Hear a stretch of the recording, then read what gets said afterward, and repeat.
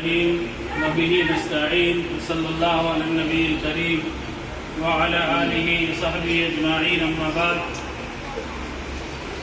قال الله تعالى إنا نحن نزلنا الذكر وإنا له لحافظون.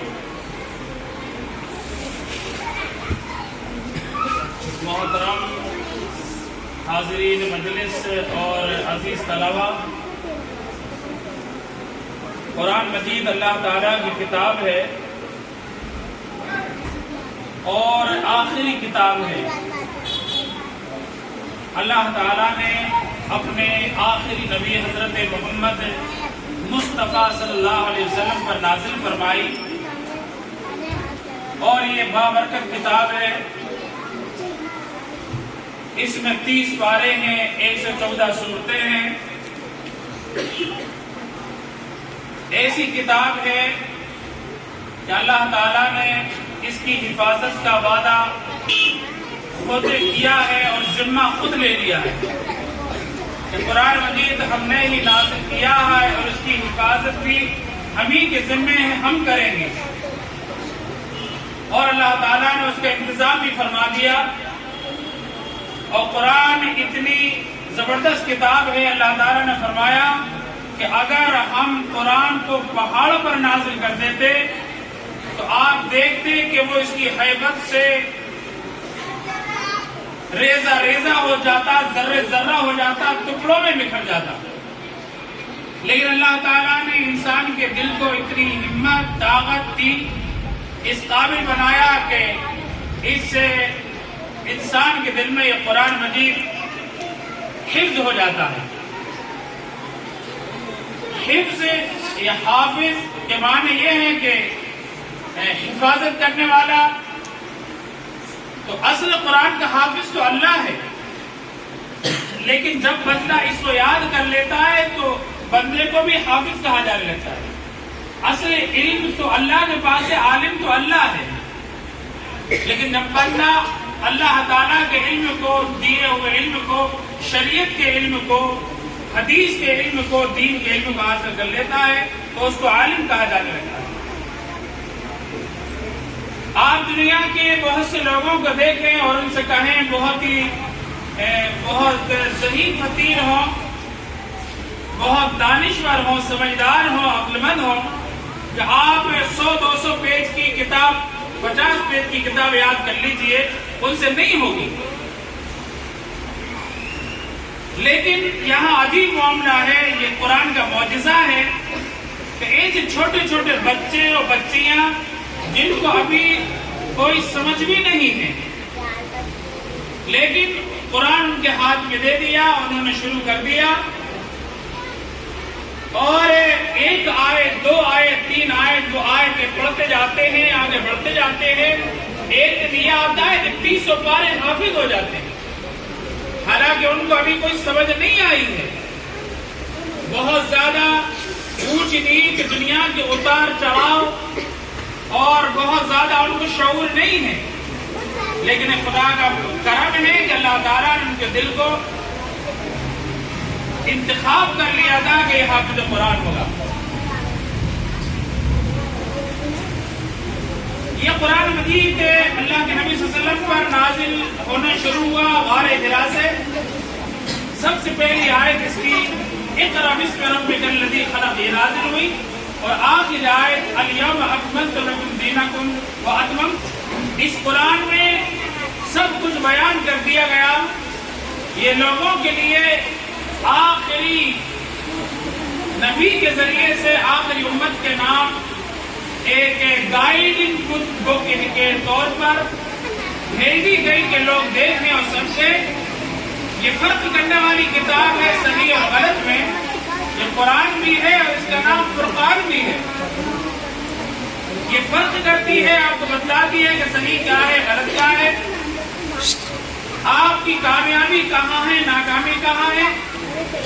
جن لوگوں نے اللہ تعالیٰ کی مانی ان کا کیا انعام اور اکرام اور سمان ہوا، جنہوں نے نہیں مانی ان کا کیا انجام ہوا.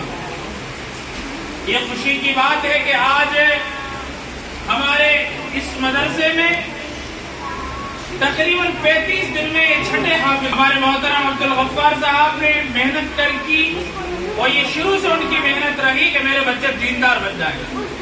हालांकि आजकल लोग बच्चे पैदा होते ही ये नियत करते हैं कि मैं बच्चे को कोई बड़ी डिग्री दिलाऊंगा और सिखाऊंगा, लेकिन उन्होंने ये नियत की कि मैं अपने बच्चों को दीन सिखलाऊंगा।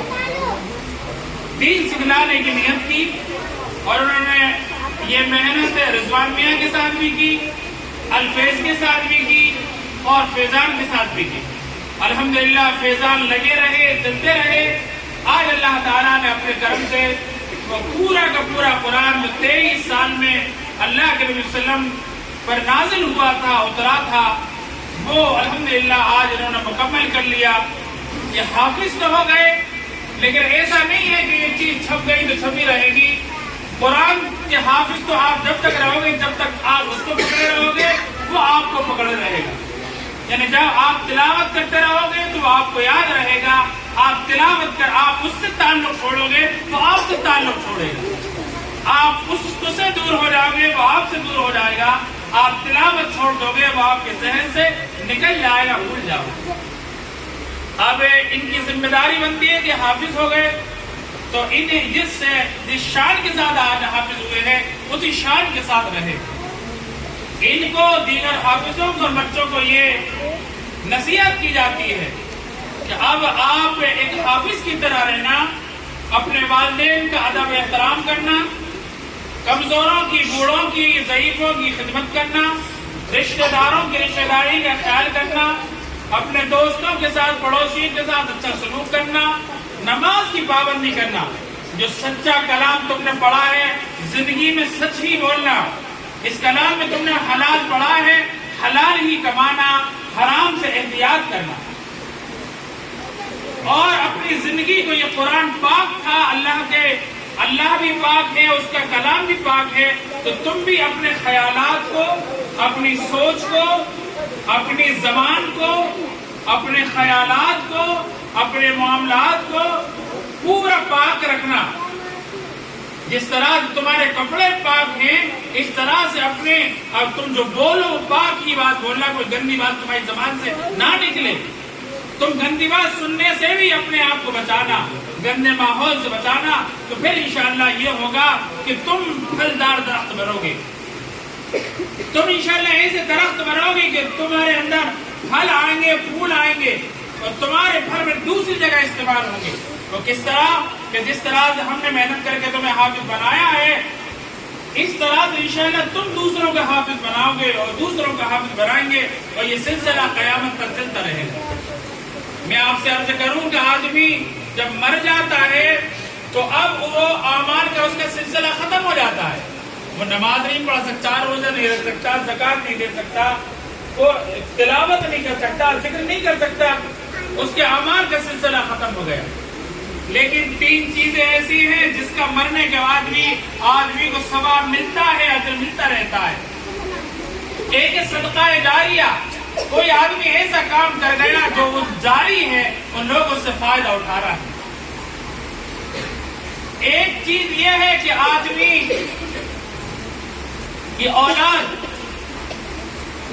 औलाद आदमी की वलदिन सालिहिन यदऊ ला, नेक बच्चों को नेक बना दिया, नेकी अच्छी तालीम दे दी, तो बच्चे नेकी के रास्ते में चलेंगे तो उनको खुद ब खुद उसका माँ बाप को अजर मिलता रहेगा। इस तरह से ऐसा इल्म जारी कर दिया, अच्छी बात, अच्छा इल्म लोगों को सिखा दिया, वो अमल करेंगे और आपको सवाब मिलेगा। बहुत मुबारक हो मोहतरम जनाब अब्दुल गफ्फार साहब, आपको, आपके भाइयों को, आपके घर वालों को, कि माशाअल्लाह आज आपका ये ख्वाब पूरा हो गया, आपकी उम्मीद पूरी हो गई और हम आइंदा भी उम्मीद करेंगे कि ये इस कुरान मजीद के को मुकम्मल और पक्का करें, इसके दौर करें और पूरी तरह से कुरान मजीद को इस तरह से हासिल करें कि ये इंशाअल्लाह इस साल तरावी पढ़ाएं और अल्लाह ताला इनके जरिए से इनके घर में बरकत और रहमत नाज़िल फरमाए। इन्हीं बातों पर मैं अपनी बात को पूर्ण करता हूँ। वाखिर दावाना अल्हम्दुलिल्लाह रब्बिल आलमीन। इंशाअल्लाह नशर होगा।